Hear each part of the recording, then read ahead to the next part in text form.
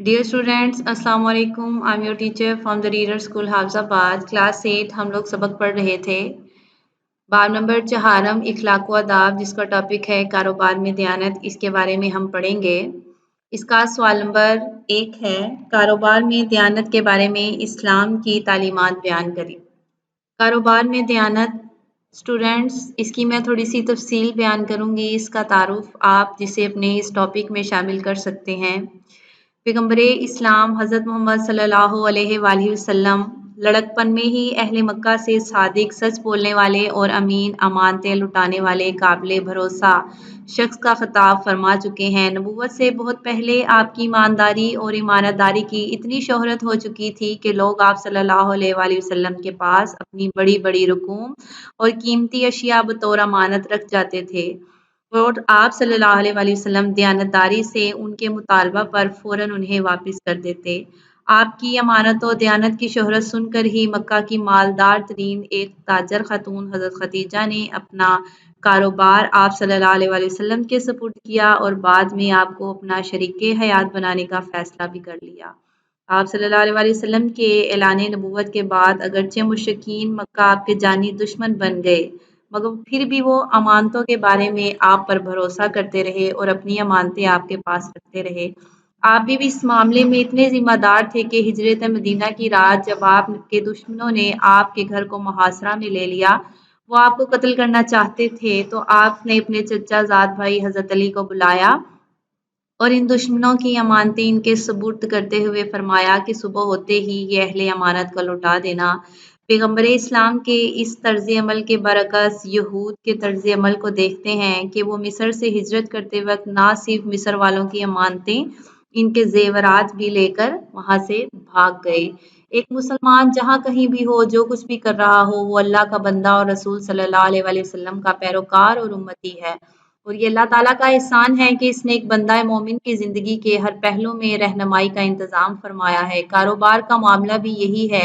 एक मुसलमान अगर कारोबार इख्तियार करता है तो इसके लिए भी इसे बुनियादी हदायत फराहम कर दी गई हैं, और ऐसा क्यों ना होता कि आप सल्लल्लाहु अलैहि वसल्लम ने फरमाया कि 9 हिस्से रिज़्क का कारोबार में है और बाकी एक हिस्सा दूसरे कामों में से है। कारोबार में दयानत के बारे में इस्लाम ने हमें बहुत सी हदायत फराहम की हैं। आगे पढ़ाई करेंगे। सवाल नंबर 2 है, आखिरत में दयानतदारी का क्या इनाम बताया गया है। स्टूडेंट्स, यहाँ पर लिख दिया गया है, सच्चा और दयानतदार ताजर अंबिया, सिद्दीकीन और शुहदा के साथ होगा। इससे जाहिर होता है कि कारोबार में दयानत की वजह से इंसान को सबसे बड़े मर्तबे वाले लोगों का साथ नसीब होगा। हदीस शरीफ में आता है, हज़रत अबादा बिन सामत से रवायत है, नबी सल्लल्लाहु अलैहि वसल्लम ने फरमाया, मुझे अपने नफ्स से 6 बातों की ज़मानत दो, मैं तुमको जन्नत की ज़मानत दूंगा। जिस वक्त बोलो सच बोलो, वादा करो तो पूरा करो, जब तुम्हारे पास अमानत रखी जाए तो उसे अदा करो, अपनी शर्मगाहों की हिफाजत करो, अपनी निगाहें नीची रखो, अपने हाथ बंद रखो। और सूरतुल मोमिनीन में अल्लाह ताला का इरशाद है, यकीनन फलाह पा गए वो मोमिन जो अपनी अमानतों का और अपने वादों का पास रखने वाले हैं। सूरतुल मारिज में अल्लाह ताला का इरशाद है, जो अपनी अमानतों और अपने अहदों की निगहबानी करते हैं, जो अपनी शहादतों पर कायम रहते हैं, जो अपनी नमाज की हिफाजत करते हैं, यही लोग इज्जत के साथ जन्नत में होंगे। ये है सच्चाई और ईमानदारी का इनाम। जबकि दूसरा पहलू ये है, आप सल्लल्लाहु अलैहि वसल्लम ने फरमाया, क़यामत के दिन ताजरों का हशर फाजरों और बदकारों जैसा होगा, सिवाय इन ताजरों के जो तकवा, नेकी और सच्चाई इख्तियार करें। ये भी इरशाद फरमाया, 3 किस्म के लोग क़यामत में अल्लाह ताला की सख्त नाराज़गी और अजाब के हकदार होंगे। इनमें से एक वो है जो झूठा ताजर है, जो झूठी कस्मों के ज़रिए अपना कारोबार चलाता है। आगे पढ़ेंगे। स्टूडेंट्स, आपके सामने दी गई स्लाइड में सवाल नंबर 4 का जवाब मौजूद है। कारोबार में बददयानती की मज़म्मत किन सूरतों में आई है। कारोबार में बददयानती की मज़म्मत सूरतुल मुतफ़्फ़िफ़ीन में आई है। इसका तो नाम ही कारोबारी बददयानती के हवाले से रखा गया اور حضرت شعیب علیہ السلام کی قوم پر اسی بددیانتی کی وجہ سے عذاب الہی نازل ہوا تھا، اور آپ صلی اللہ علیہ وسلم نے فرمایا جو شخص دھوکہ دے وہ ہم میں سے نہیں، ایک جنس کا ڈھیر اس طرح لگائے کہ اوپر اچھا مال ہو اور نیچے ناقص، اور یا مال میں ملاوٹ کرے یا قیمت اعلیٰ مال کی لے اور مال گھٹیا دے، اس طرح ناپ تول میں ہیرا پھیری بھی کاروبار کے سلسلہ میں بہت بڑی اور عام قسم کی بددیانتی ہے۔ قرآن کریم میں کئی مقامات پر ایسا کرنے سے منع کیا گیا ہے۔ سورۃ الرحمن، سورۃ الشعراء، ہود، الاعراف، انعام، بنی اسرائیل میں ایسی بددیانتی کی مذمت آئی ہے۔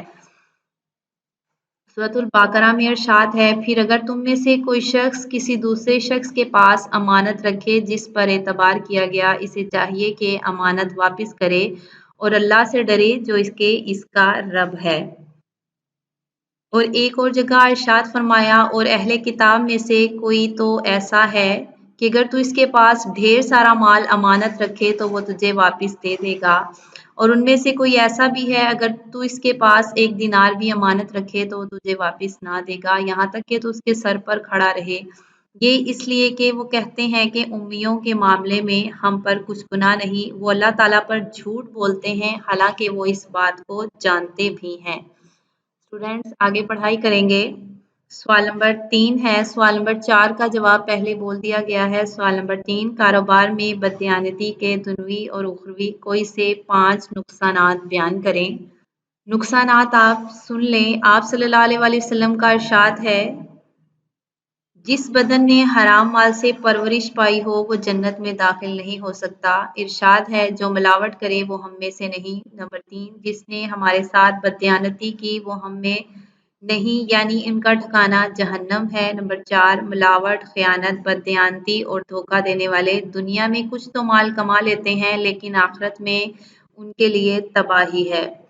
کاروبار میں دیانت سے اس میں اضافہ اور ترقی ہوتی ہے، کیونکہ اس طرح خریداروں کا دکاندار پر اعتماد قائم ہو جاتا ہے، اور یہ اعتماد ختم ہو جائے تو کاروبار ٹھپ ہو جاتا ہے۔ کاروبار میں بددیانتی ظاہر کرتی ہے کہ اس تاجر کو اپنے مسلمان بھائیوں کے ساتھ کوئی ہمدردی نہیں، وہ فریب کاری کے ذریعے ان کا نقصان کر کے اپنا فائدہ چاہتا ہے، حتیٰ کہ ملاوٹی اور مضر صحت اشیاء فراہم کر کے لوگوں کی صحت کے ساتھ کھیلنے سے بھی باز نہیں رہتا۔ ایسا دشمن انسانیت شخص مسلمان ہونے کا دعویٰ کیسے کر سکتا ہے؟ یہاں تک اس کا جواب، آگے پڑھائی کریں گے۔ ابتدائی دور میں دور دراز علاقوں میں اشاعت کی اسلام مسلمان تاجروں کی دیانت ہی کے ذریعے ہوئی تھی۔ آج غیر مسلم تاجروں نے اپنے کاروبار میں دیانت اختیار کی ہے، وہ دنیا کی منڈیوں پر چھا گئے ہیں اور ہم لوگ اس سے روگردانی کر کے اپنا اعتماد اور اپنی ساکھ کھو بیٹھے ہیں اور کاروبار میں پیچھے رہ گئے ہیں، حالانکہ غیر مسلموں کی کاروبار میں دیانت ان کی محض ایک پالیسی ہے، جبکہ ہمارے لیے دیانت ایمان کا مسئلہ ہے، کیونکہ رسول اللہ صلی اللہ علیہ وسلم نے فرمایا، جو شخص دیانت دار نہیں اس کا کوئی ایمان نہیں۔ حضرت ابو ہریرہ رضی اللہ تعالیٰ عنہ سے روایت ہے کہ رسول اللہ صلی اللہ علیہ وسلم نے فرمایا، اللہ تعالیٰ ارشاد فرماتے ہیں کہ جب 2 آدمی باہم شراکت سے کاروبار کریں تو تیسرا میں ان کے ساتھ ہوتا ہوں، یعنی میری رحمت و برکت ان کے ساتھ ہوتی ہے جب تک ان میں سے کوئی اپنے ساتھی کے ساتھ خیانت اور بددیانتی نہ کرے، پھر جب ان میں سے کوئی خیانت کر لیتا ہے تو میں ان سے الگ ہو جاتا ہوں۔ یہاں تک سبق کی پڑھائی، سوالات کے جوابات مکمل ہوئے۔ آگے مشق دیکھیں۔ آپ چاروں سوالات کے جوابات سن چکے۔ اسٹوڈینٹس آگے ہم اس کی خالی جگہ پر کریں گے۔ سورۃ المطففین کا نام ہی ناپ تول میں کمی بیشی کی بنا پر رکھا گیا ہے۔ حضرت شعیب علیہ السلام کی قوم پر عذاب کا ایک سبب ناپ تول میں ہیرا پھیری بھی تھا۔ دیانتداری اختیار کرنے سے کاروبار میں ترقی ہوتی ہے۔ ملاوٹ کرنے والا انسانیت کا دشمن ہے۔ غیر مسلموں کی کاروباری دیانت ان کی ایک کاروباری پالیسی ہے۔